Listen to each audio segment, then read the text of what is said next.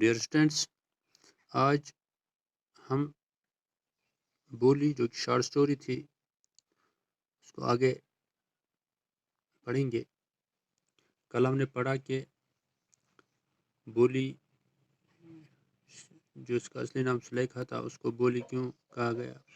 وہ بچپن میں ہی وہ گری تھی، اس کے دماغ پہ چوٹ آئی تھی، وہ بولتی نہیں تھی، بچے اس کا مذاق اڑا رہے تھے، جس کی وجہ سے اس کو بولی کہا کرتے تھے. تو ان کے گاؤں میں ایک دن ایک اسکول کھلتا ہے جو کہ تحصیلدار صاحب پھر اس کے باپ رام لال کو ذمہ داری چھوڑتا ہے کہ آپ بچیوں کو اسکول بھیجیں. تو اس سے آگے The next day Ram Lal caught Boli by the hand and said, "Come with me, I will take you to school."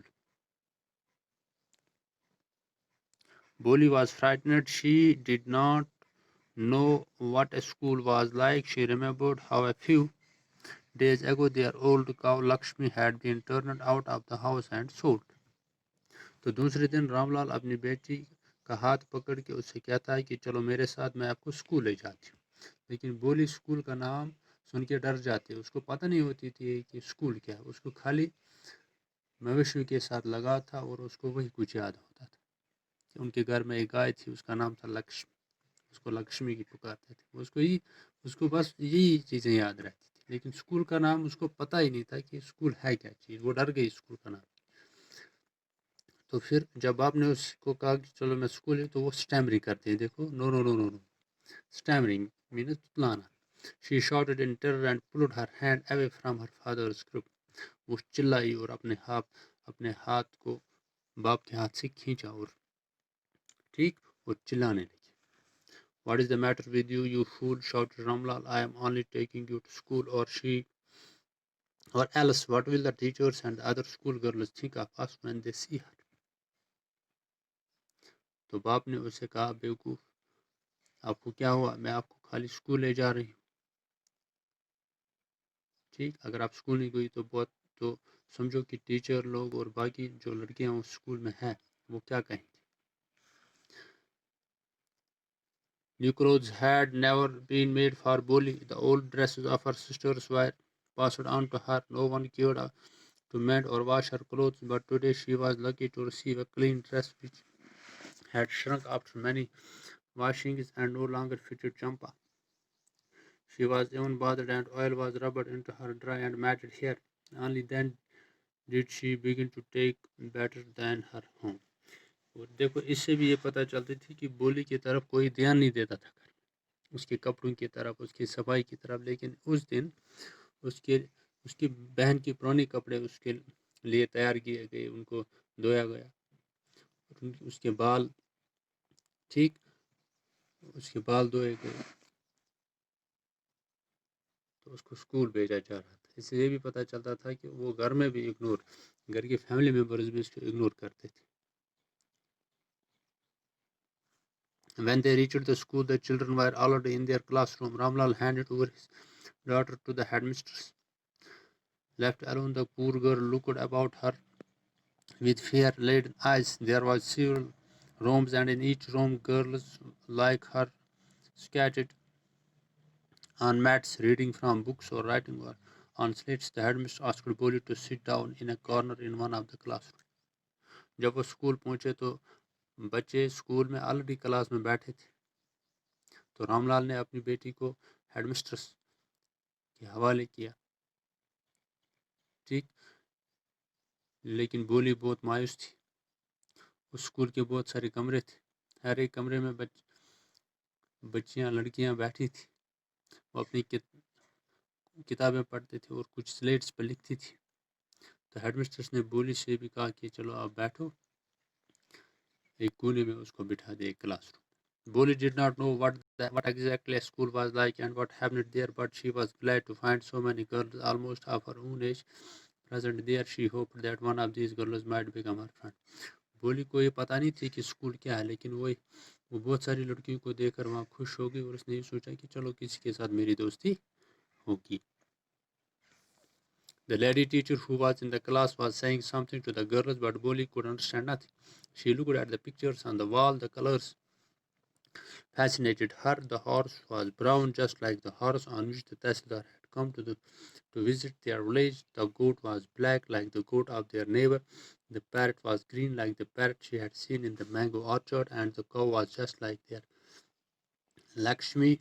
And suddenly Buri noticed that the teacher was standing by her side, smiling at her. जो उनकी teacher थी, lady teacher, वो उनको बच्चों बेटियों को कुछ पढ़ा रही थी, उनको कुछ कह रही थी, लेकिन बोली के समझ में कुछ नहीं आ रहा था. वो दीवार पर लगी हुई तस्वीर को देख रही थी. उस पर घोड़े की तस्वीर थी और वो ये सोच रही थी कि ये वही घोड़ा है जिस पर तहसीलदार हमारे गांव में आया था. और बकरी की तस्वीर को ये समझता था कि ये हमारे हमसाए की बकरी है. और तोते को देख के कहता था कि ये वही तोता है जो हमारे आम के बाग में होता है. और जो गाँव की तस्वीर देख के ये कहता था कि ये हमारी गाय लक्ष्मी है. और अचानक से उसने देखा कि सभी बच्चे और टीचर उसके ऊपर हंसते. What is your name little one. तो टीचर उसे कहता है कि बेटी आपका नाम क्या है. देखो ये फिर से स्टैमरिंग, बो बो बो, इसका मतलब स्टैमरिंग, वो ठीक तरीके से बोल नहीं पाती थी, तुतलाती थी. She could stammer no further then that. वो स्टैमर तुतलाती थी लेकिन उसके अलावा वो कुछ बोलती नहीं थी. Then she begin to cry and tears flowed from her eyes in a helpless flood. She kept her head down and she sat in her corner, not daring to look up at the girls who she knew were still laughing at her. تو پھر اس کے بعد وہ رونے لگی اور اس کی آنکھوں سے آنسو ٹپکنے لگے جس کی سیلاب آ رہا تھا. اور اس کے بعد اس نے اپنا سر نیچے رکھا, ایک کونے میں بیٹھی تھی, وہ اوپر دیکھ نہیں پاتی تھی. اس کو لگتا تھا کہ سب میرے اوپر ہنسی کی.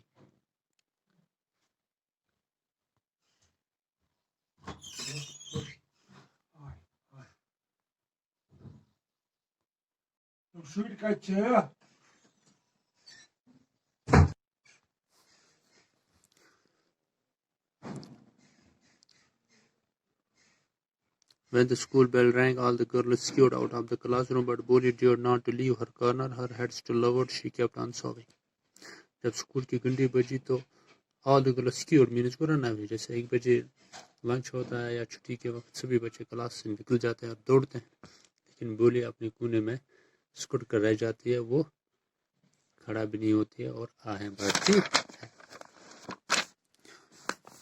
Boli, the teacher's voice was so soft and soothing. In all her life she had never been called like that. It touched her heart.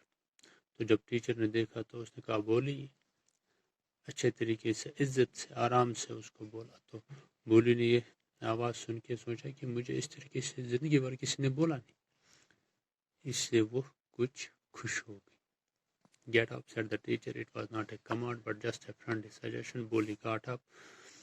تو ٹیچر نے اسے کہا بیٹا کھڑا ہو جاؤ. یہ حکم نہیں تھا بلکہ ایک دوستانہ, ایک دوست کی طرح ایک اچھی آواز تھی جو اس کو خوش کرتی تھی. بولی کھڑا ہو جاؤ. Now tell me your name, اب اپنا نام بتاؤ. تو ٹیچر اس سے اچھے طریقے سے ہمدردی سے آرام سے بات کرتی تھی. Sweat broke out over her whole body. Would her stammering tongue again disgrace her?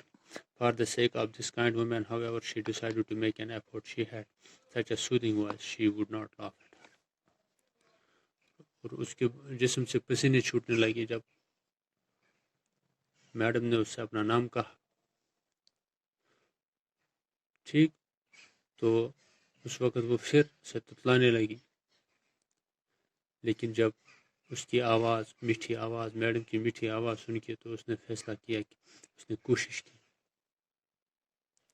تو یہاں پہ ہمیں یہ پتہ چلتا ہے کہ جو بچے مطلب دماغی طور یا ڈسیبلڈ ہوتے ہیں ان کے ساتھ ہمدردی سے پیش آنا ہے, اور اس ہمدردی ان کے لیے فروٹفل ثابت ہوگی تو وہ کچھ سیکھ پاتے ہیں.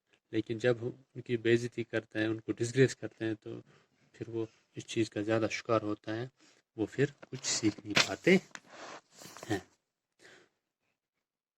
تو پھر وہ اپنا نام کہنے لیکن ابھی وہ اسٹیمرنگ تتلاتی ہے. دیکھو بی بو شی بگن ٹو اسٹیمر, تو پھر سے وہ تتلانے لگی.